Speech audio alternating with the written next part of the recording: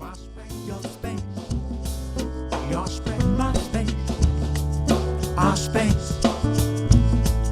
OneSpaceLove, OneSpaceLove, OneSpaceLove. So welcome, Miriam Lieberman, to OneSpaceLove. How are you today? Very well, thank you. Yeah, thanks for having me. Yes, and I was just saying, as we were just catching up before we came on, that you're no stranger to OneSpace. We've had you at OneSpace HQ. I mean, I was looking at the beautiful photography that I think Vanessa Forbes did a few albums, or the previous album with the carpet from OneSpaceLove, and I was like, that was lucky that was just there, and it ended up being the album cover with the carpet in the background. Yeah, I still have one of those carpets, and I was just looking and going, wow, we've known. I remember coming to your house and getting your very first copies of your records to hand out to people, and so I don't know if you remember that in Bondi. Yeah. Oh yeah, I do. Yeah, it's a long time ago. Yeah. And actually, since your twins were tiny, how old are they now? They're going to be 9 this year. Wow. Yeah. Wow.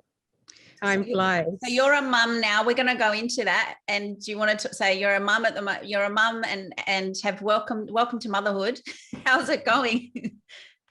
Yeah, good. I love being a mum. My little boy Leo is turning 3 next month, and he keeps me on my toes, but he also brings so much to my life, so much depth and beauty, and experiencing the world with he's just a great kid, and I'm so happy to have him in my life. Yeah, they just teach us so much, don't they? The little teachers. They are little teachers. Yeah. Well, actually, a quote from one of my songs. There's a song on the album called "Song for Leo," which is about that incredible experience of meeting your child for the first time, and the love explosion and the wonder, and that deep, almost I don't know if there's words to express that connection, that deep bond that happens between mother and child. Well, I feel like it's from having from 19 to 9-year-olds, it's like it's an unconditional love. That's how yeah. And that's I think that was one of the reasons that I wanted to become a parent, because I had a sense that it was a spiritual journey, and I really do think it is. Of course, there are moments where, like this morning when my little boy had a tantrum because he wanted to wear his bee outfit and threw something across the room as we were running late. And that moment was not so wonderful, but there are so many wonderful moments. And just another friend I was talking to was talking about it. It teaches us, that to have that love that extends, and that concentration on a life that extends beyond our own, and really like a real deep vested love and interest in another person in a totally different way. Selflessness. Yeah, totally. And so that song that you mentioned is off the new album, which I'm going to come back to, because I was just taken by the songs that you've already sent me, and so I want to spend some time talking about that, because I am really excited about this, and really excited about the music that's come through you through this new project and album that you're launching. You've begun launching. So can we go back now to rhythm and music, where you found that love for it back as a child? Because talking about motherhood, now you going back as a child, I heard you mention that you as a kid you heard sounds around you, like you started to pick up the rhythm and connected to that already at a young age. Can you take us back? I've talked about that before. I was always singing to myself since I could remember, and I found that singing to myself was a way of dispelling any fear. Like as a kid, I had, like many kids, I had a very vivid imagination, and whenever I was scared, I was always sing, and it was just sort of almost like a conversation with myself in melody. And then I would also just things that I would love as a kid. And I remember really just savoring is, just sounds around, like the rhythm of a washing machine, or the rhythm of, or the sounds of, tires going slowly over pebbles, random things that just delighted me. Like, I'm very sound orientated. I mean, I love visual life as well, but I think I have this, there's something about the oral world that really ignites me. A lot of people bring that up. It's almost like very sensory, like it's amplified what you actually can pay attention to.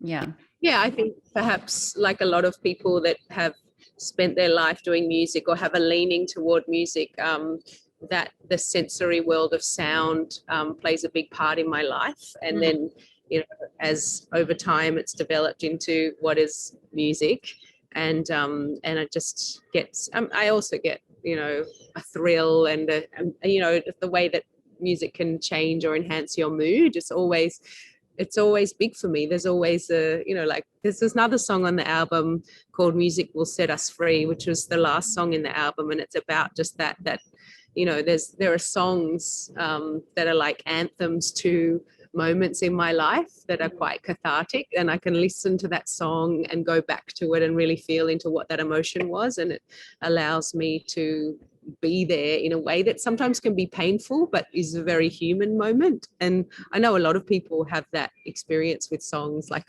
a breakup. There's just like an anthem to the breakup, but it doesn't have to be. That song is about romantic love, but there are songs that bring up other moments that are not to do with those kind of memories. Yeah, the music transports us, doesn't it? Music is so healing.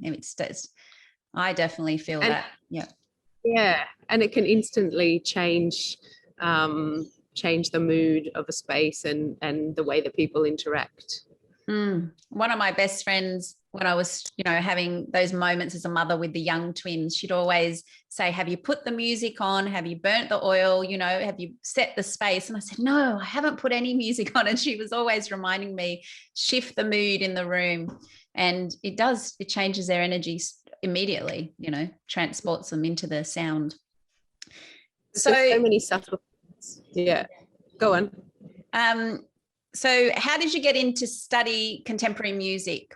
Did you grow up in Australia, in Sydney? I'm not sure where you grew up. I'm sorry. Yeah, I grew up in Australia in a very kind of artsy household. Okay. My brother played guitar. My mum was a really beautiful classical pianist, not professional, but she was very good. And I was always, taken to musicals, like the local musicals. And then as a kid, I went in musicals and just loved the experience. And then from a young age, I learned piano, which I wasn't very diligent with, and I left after a while, but I always loved singing. And then kind of and also clarinet, but came back to music in a way where it was coming from me, like early in my teenage years. And I played classical guitar throughout high school and did grades. And that was great because it gave me a bit of grounding in music. And then I was always singing and, playing with friends and learning new pop songs. And then probably toward the end of high school, I started writing my own music because I always loved creative writing and poetry and lyrics. And so that's when I began writing songs. And then later, I actually started doing a completely different degree in when I was at school, when I was at university, which wasn't related to. I actually wanted to do music, and I was encouraged by my family to get a more, breadwinning degree that would, provide. So I started doing a law degree, but didn't finish it, and I changed the degree. But in the first break, the long break of my studies, I did something that's still going now, although in a very altered form, called the Bondi Wave. Now it's a high school kind of just after school program, but at the time it was a 3-month intensive program that was quite competitive to get into. And I was in a band in a group with Sarah Blasco, who's now a really famous songwriter. And that was the caliber of people that were in the in the course at the time. And, Okay. you know, there were some fantastic industry teachers that gave me the courage to think about the idea of pursuing music as my main career. Mhm. And then I had an opportunity actually through dance. I had a band at that point called Naked Without My Cello, and we toured a lot. And that was when I did my first album with a grant from Australia Council. And we toured and had a growing following. And around that time, I got really involved in the West African dance and drumming scene in Sydney, which was led by the Bangura family. Yes. And yeah, and they are very active around Bondi. Yeah. Mohammed and Sibo have lived around Bondi, and also Pizzo at different times, of the brothers. And I got to go back and study traditional dance in Guinea. And it was just the most incredible, really life-changing experience. I'd traveled a lot before that, living in Latin America and spending time in Asia. But yeah, there was something really heart-calling for me about Africa, about West Africa, about the music and stuff that I couldn't explain. And I started learning African style guitar that first trip, and then went back the following year with a friend. We actually traveled overland. It was such a wild journey from Dakar in Senegal, in these what's called bush taxis, which basically broken down cars, like piled high on the ceiling with stuff. And we traveled like down through the border all the way to Conakry, which is the capital of Guinea. And it's not a long space in terms of kilometers, but you're talking, you know, dirt roads, a car that only just goes, you know, through areas of jungle where, you know, we did walks and saw groups of wild chimpanzees, and then pushing this what's called this bush taxi up the hill. Everyone had to get out and push it up because it was too weak to carry the stuff on the roof. Yeah. People. And then I got to Conakry, and I was going to just stay for like a month or two, and I ended up staying for about a year. And that's when I was learning more guitar, but that's when I was introduced to the korra, which is the West African harp, which has become a huge part of my music. So let's go there. And so you're traveling with your friend, and now you decide to stay. Did she come back, or did she stay on with you? Or he? I'm sorry, I don't, your friend. My friend. Yeah. She ended up moving to a different area quite early in the piece, and it was it was a really full-on moment, because actually there was a romance from the last time that she'd been in West Africa. At that point, I didn't speak French. Now I speak fluent French and a lot of Susu, which is the local language. Yeah. And our ticket out of there was in Dakar, back in Senegal, and there I was in Guinea, in a shanty town, Conakry, not speaking French or Susu, not knowing anybody but my friend who had gone off with her boyfriend. It wasn't a great moment for our friendship, but anyway. Right. Maybe that's why I had to bring it up. I was like, oh, how am I going to skirt around that? But anyway, it was a really intense moment. Luckily, I'd met through her old boyfriend a couple of good people that were locals, that were good people that sort of guided me along. But it was a wild journey. I would never have had the guts to purposefully establish myself by myself as I definitely stood out as this, young white woman from Australia, living in a shanty town. But there's so many twists and turns that led me to living with this. I ended up renting, within the house of this absolutely beautiful family that became my family in West Africa, and were, taught me the ways of the land, were protective, gave me connections in the music world. And I was able to stay for a long time and keep going back and forth over some years. And I learned French and learned to play the korra through some griot families, griots being the music caste.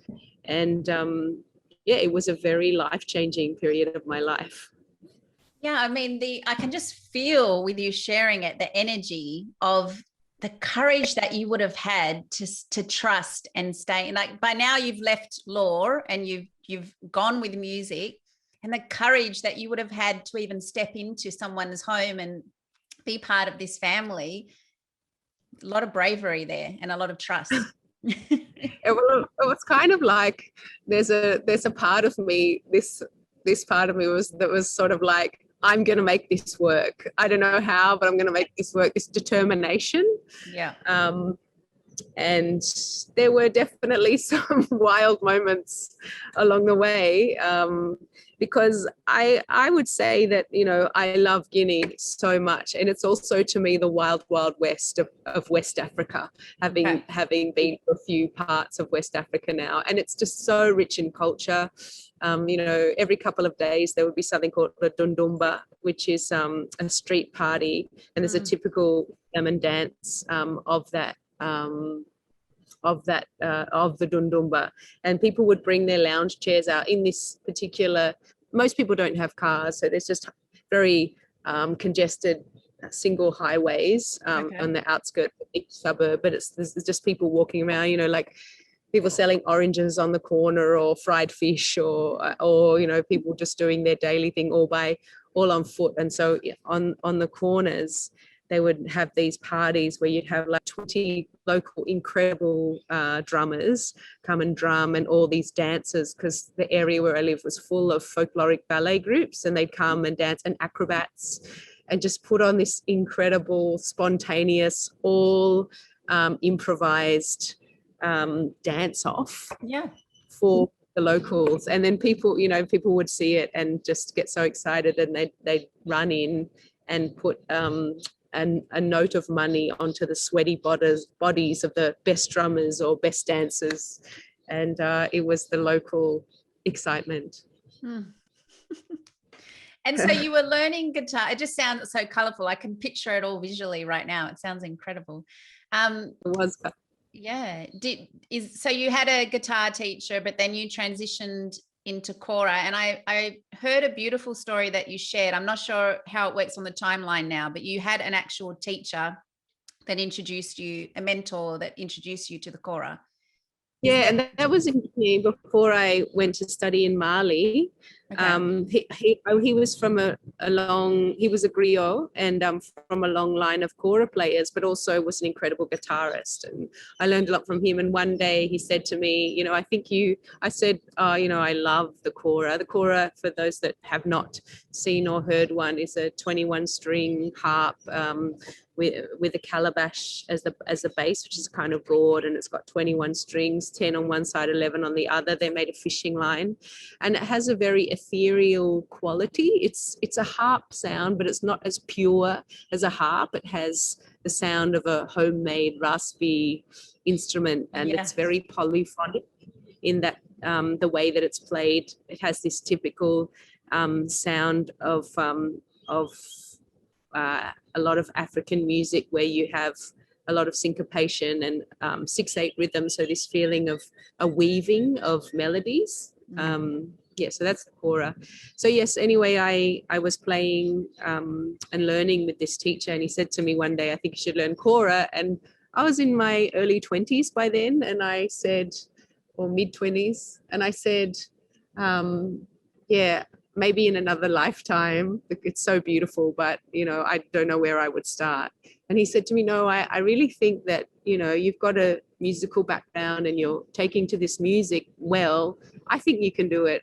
And he said to me, I'm going to bring my korra, and I'm going to teach you one song from there's sort of classic songs that people learn when they start to learn the korra. They're like the bookends of the korra, and then there's many versions.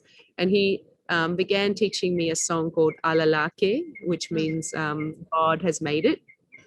And it's quite a complex song. And he said to me, you know, we'll give it a go for an hour or two, and if you don't get it, don't worry, we'll just move on and keep going with your, you know, guitar rhythms. But he said to me very clearly, I promise you, if you get this song, you'll start playing korra and you'll never stop. And And say the it name of was the quite, song again. That it's called God Has Made It. The song. God has made it. Alalake. Incredible. Alalake. It's in the language Malinke, which is a language of the Manding people. It's a Alalake. beautiful I want to say that. Alalake. Yeah. Well, you'd be able to find, masters like Tumani Diabate playing a version of that song. It's a very special song in Manding culture. And anyway, and there began the journey. And when I came back to Australia, I actually came back with half an album of music that I'd recorded with some local musicians in Guinea, which I finished. And then I was at WOMAD, actually not playing as a performer, although I was performing. And Tumani Diabate, who's a multi-Grammy award-winning korra player, played there. And he blew my mind, it's just incredibly beautiful. And I lined up in this long line after his concert to have a copy of his album signed. And when I got to my turn, I spoke to him in Malinke and I said, Inike, Kanate, Danasite. And he was just so taken aback to be greeted in his own language by this person in Adelaide. And he said, where did you learn to speak Malinke? And I said, I lived in Guinea. And I said, actually, I play a bit of korra. And he was just so pleased, so excited that I'd, lived in Africa and begun to learn this instrument that was his life. And he invited me to meet the band and we became friends. And he invited me to come and study with him and his family, which I did with the help of a grant from the John Butler Foundation a few months later. Yeah. Yeah. And I spent the first time, it was sort of 2-3 month trips, just all day, every day playing korra pretty much. And I also began recording an album when I was there, which with some of Tumani Diabate's orchestra members. He had a band called Symmetric Orchestra, and that was an album called This Is the Story. Just listening to you and listening to all these incredible doors that have opened for you, have there been moments where you've questioned this path, that self-doubt has come in, that you can share with the listeners to help them understand the courage that has kept you going? For sure. I mean, I don't by any means profess myself to be an incredible musician, or I just had a really strong calling to do music, and it's just always felt like the right thing. And it's been so strong, though, I've been a teacher as well, and language, teacher of language, which is something that I really enjoy, but nothing, it's just like, it's been such a strong part of me that it just reminds me of something that a friend of mine once said to me, actually also African, and I was about to do a big concert with my band. And sometimes I still get nervous, but at the time I was really going through that thing where every time I had a big concert, I would absolutely freak out before and think I was going to forget the words. And because I didn't really have the confidence that everyone would like it and that I would be able to perform seamlessly, which I don't actually perform seamlessly. But anyway, and he said to me, this is what you do, meaning get over yourself and let the music be the thing that you give. It's not about you, it's about the thing that you are channeling. And I've always thought about what he said, and he was a dancer. That idea of separate, yes, it's a deep part of me, and particularly as a songwriter, it's so much a part of the story that you tell, but being able to kind of put your ego aside and say, this is the thing that I'm going to work on and give, and it's not about me. I just love what you just shared, because I really feel like that is like a role as to be an artist, to be a creative soul, the way you put it, to be out of the way of the ego and to almost be like a vessel to let the art come through you. Just the way you describe that, I just think that is such a gem of wisdom just there, because it's so important. You know, often we can let all our self-doubt and our, you know, worrying about ourselves, and I think the way you've put it, of just showing up and knowing that, you know, it's coming through me, it's not me. And I think I mean there's that fine line, but I really felt the gift in that of, and whatever your work is, you know, do the work and be authentic and sincere in that work, and then you walk away and you let it be what it is, without being connected to, you know, are people going to like it? Are they going to think this, that? Of course, there are moments of that doubt, but not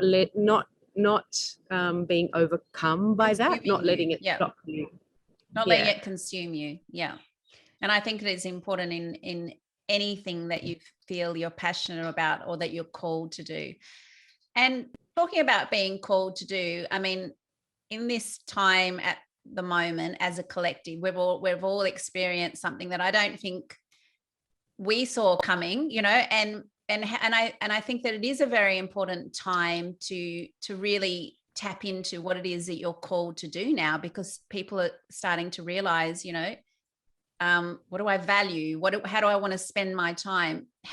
Did you find this as part of your experience personally? Absolutely. And I think, although, you know, it's been horrific for many places around the world, there have been gifts in the quiet, and in the stopping to recount and reassess the way forward, because COVID is a symptom of that we can't continue living the way that we were. This is a really big shift, and that we have to find a way forward.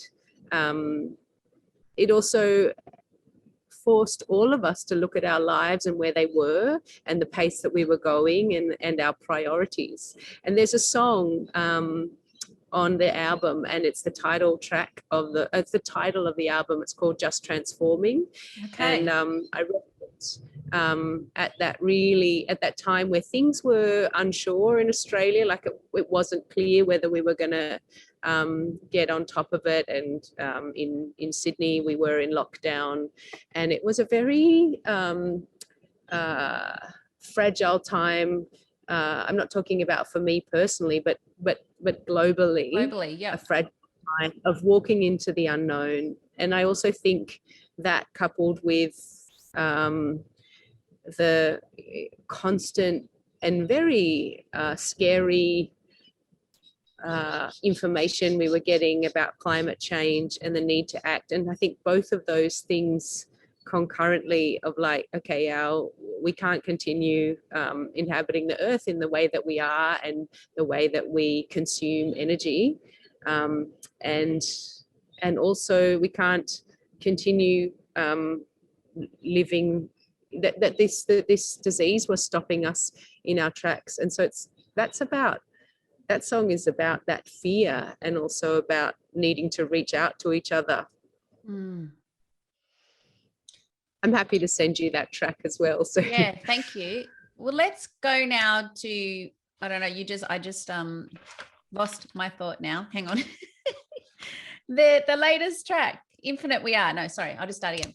Let's go now to Infinite We Are, because that's the track that you released the animated film clip for, of this new album. I mean, yeah, that's a single off the album. Yes. So in our imagination, the answers will be found. This, like, lyrically, the songs that you've already sent to me, there's such powerful storytelling and almost spiritual messages in what you're sharing in these songs, and then taken with all the layers of your music and your incredible ethereal voice. And I'm really excited about the songs that you're just bringing out in this new album. But where did this song come to you about through, I mean, obviously through this experience, but do you want to share a little bit more about Infinite We Are? Yeah, so at the time I was in a songwriting group. Leo, my little boy, that was written before the COVID crisis. He was very little, and I hadn't written a song in many months, and I really wanted to write again because it's something that I'm passionate about. And there was a prompt about watching TV and movies. And I'm not someone that watches much TV, although I love watching movies. And I thought about, what is it?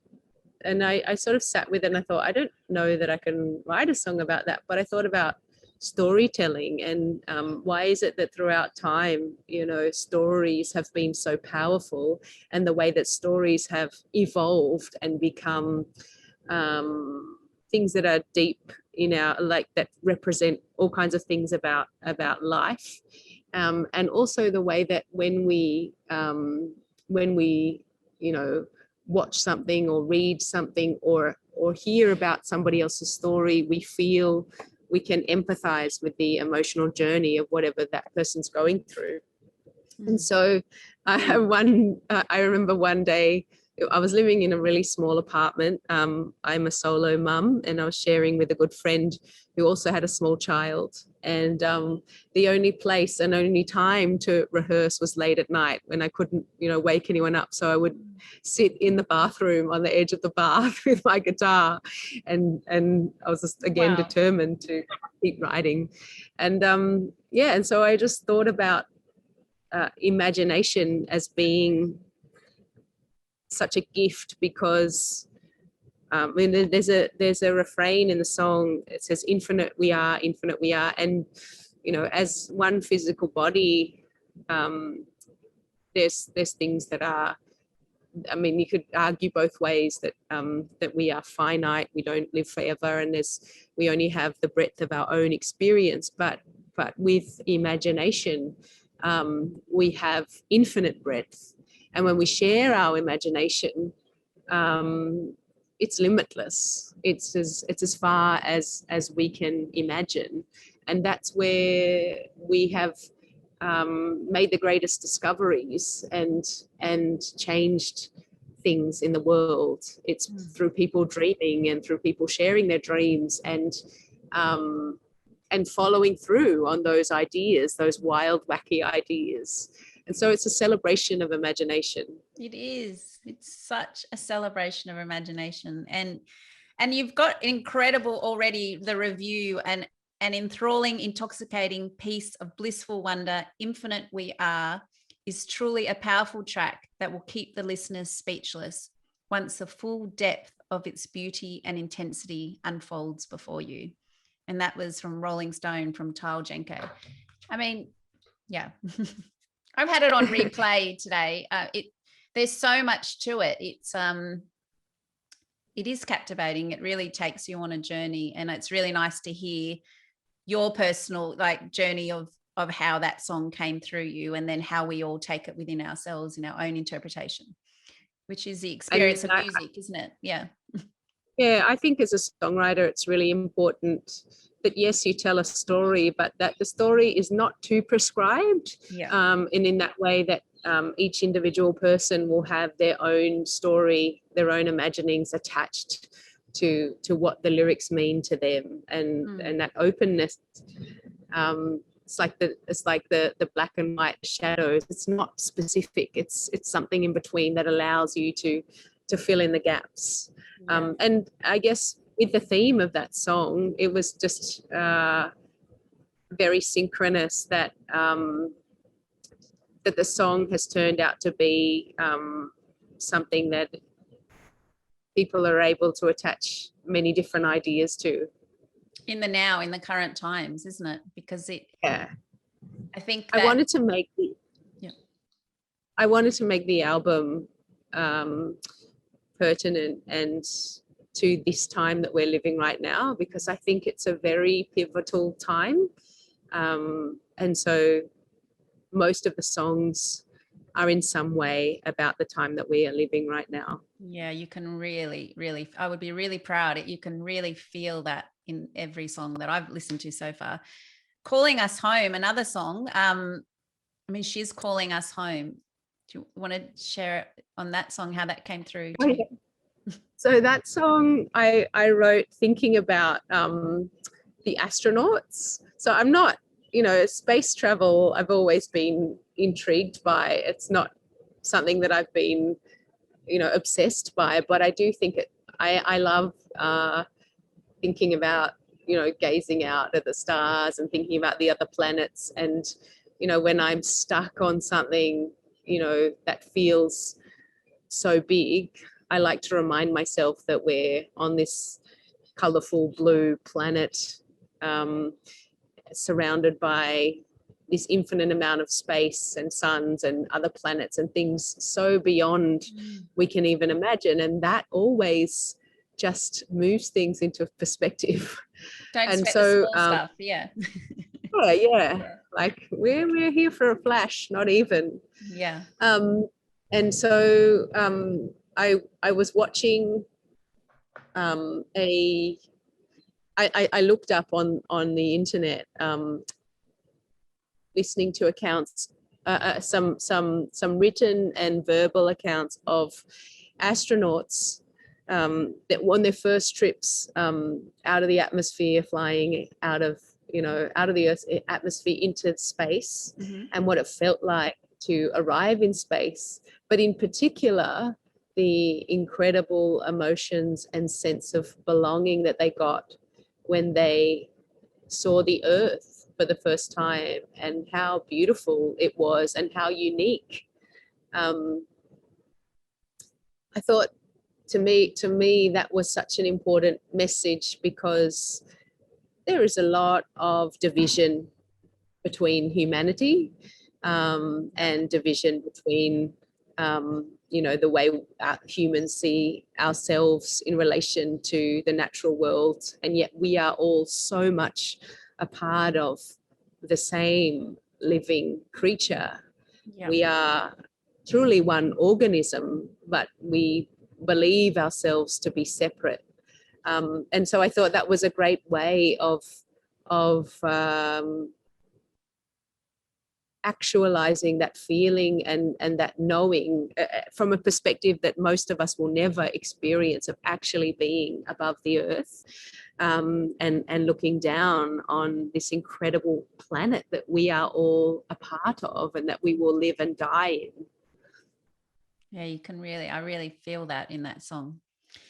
It really, about that division that we're feeling, and to recognize that we are all connected. And yeah, I love it. Thank you.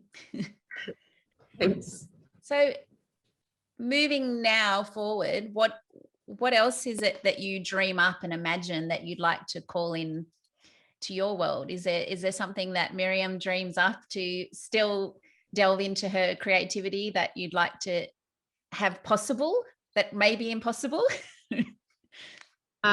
Really enjoying the rainbow that's just come up in front of me right here. Like I'm outside by the sea. That sounds. I think, it's pretty beautiful.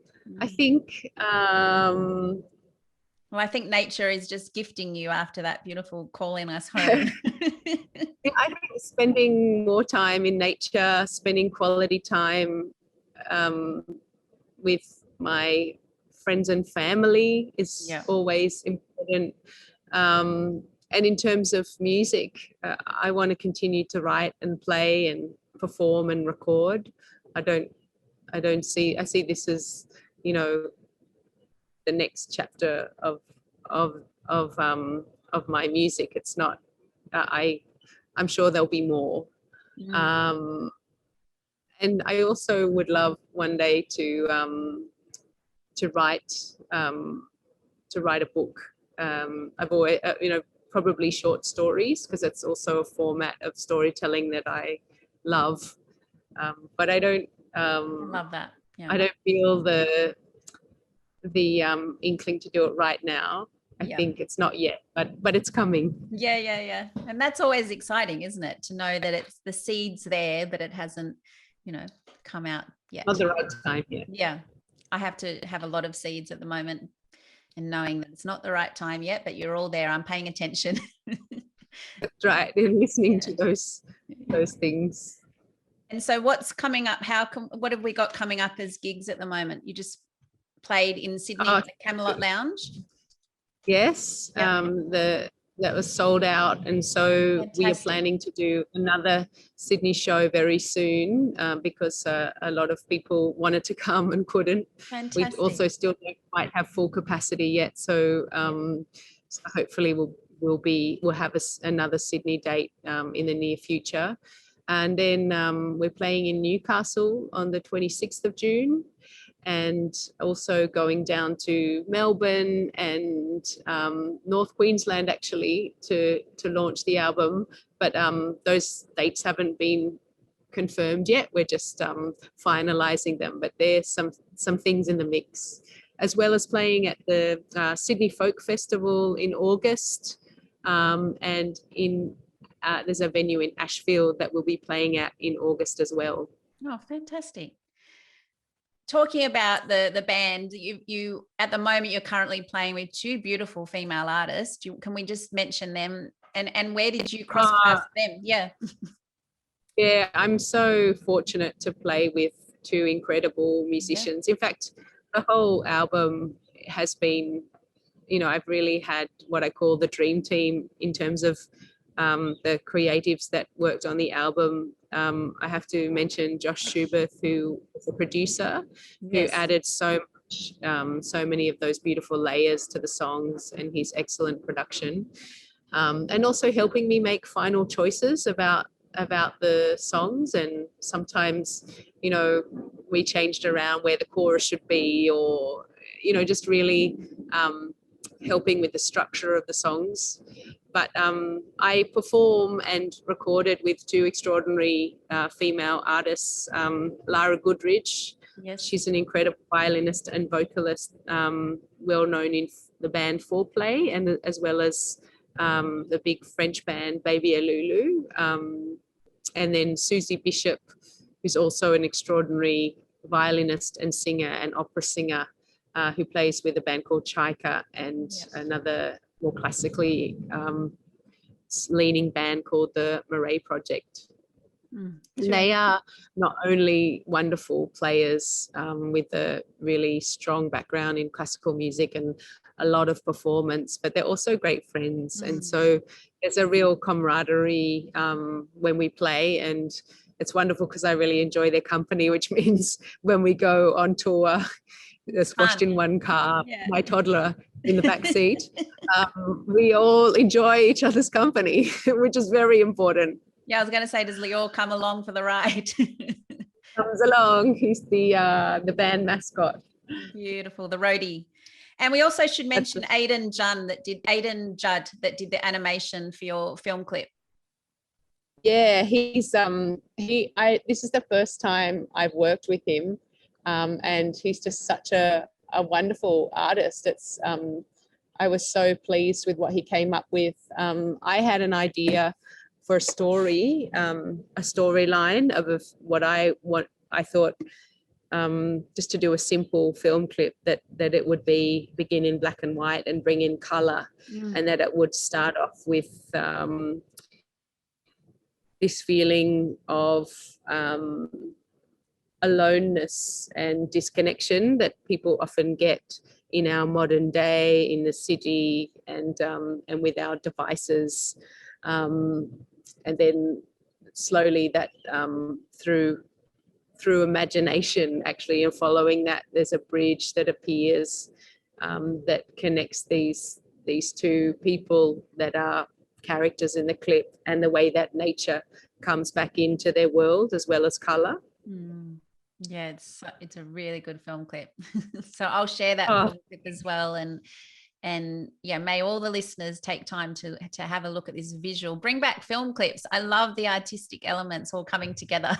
So Yeah, it was really fun to work on. Just really delighted in each, as Aidan came up with it. It was sort of over a number of weeks that he worked on it, because he was working on a lot of other projects at the same time. Just seeing like the little updates and back and forth of ideas as the clip evolved. I'm going to finish up with 2 questions. What gives you hope? What gives me hope? I'm thinking, with the environment stuff, I feel like the generation coming up now are really switched on and really vocal for a change in the status quo of things. We see it in the protests that have happened recently, even during COVID, about climate change. They are aware and they don't want their world to be destroyed before they inherit it. And that gives me a lot of hope, the way that young people really care about the environment and want to find logical solutions for our planet. The other thing that gives me hope is community. And one of the other gifts, living in Bondi, a place that it has always been, because it's so beautiful, this area has been a place for tourists. And I think because there's many transient people that generally live in this area, it can feel quite anonymous and bustling and busy. But during this time of COVID, it's just really been locals, and there's a camaraderie and a community that's emerged everywhere, where you can't, walk out down the street without seeing people, and there's that feeling of connection and that feeling of, going through something together. And that, by growing that sense of community, even as the tourists return, knowing that that's there, and that those links have been forged by living in a shared space and by going through a difficult time together, that this is going to change the way we operate. Well, that was my last question. Is there 2 tips that you have that helps you stay connected? Spending time in nature is a big one. For me, and the easiest and quickest access to nature is the ocean, and it's always been the water has always been the element that I've felt most connected to. And so jumping in the sea, even in the winter, always just takes away, in any of the anxieties and stresses that I'm feeling, and reminds me of that I'm part of the greater sum of things. And then I try to have a regular meditation and yoga practice. I feel like those things really help me to connect internally, as does music. And sometimes particularly before the album launch, and there's so much admin and there's just so much physically to do, that there have been days that have gone by recently where I haven't played, and it's just crazy, and I have to kind of remind myself that to come back to the simplicity of playing, and that just by beginning and coming back to the joy of music, that I can reconnect. Yeah, thank you for saying that. I think that it's a really good reminder of we all can get busy again, but it's how to bring ourselves back to that connection and going within. Yeah, coming back to the things that we as individuals prioritize, and making time for those on a daily basis if we can. Sometimes we can't, but just on a regular basis. Yeah. Thank you so much for taking time out of your day to speak to me on the OneSpaceLove show. Oh, it's been such a pleasure. I've really enjoyed telling stories. I feel like there's a lot of, wonderful memories and just things that have come up by talking to you. So thanks for taking me on that journey. My space, your space. Your space, my space. Our space. OneSpaceLove, OneSpaceLove.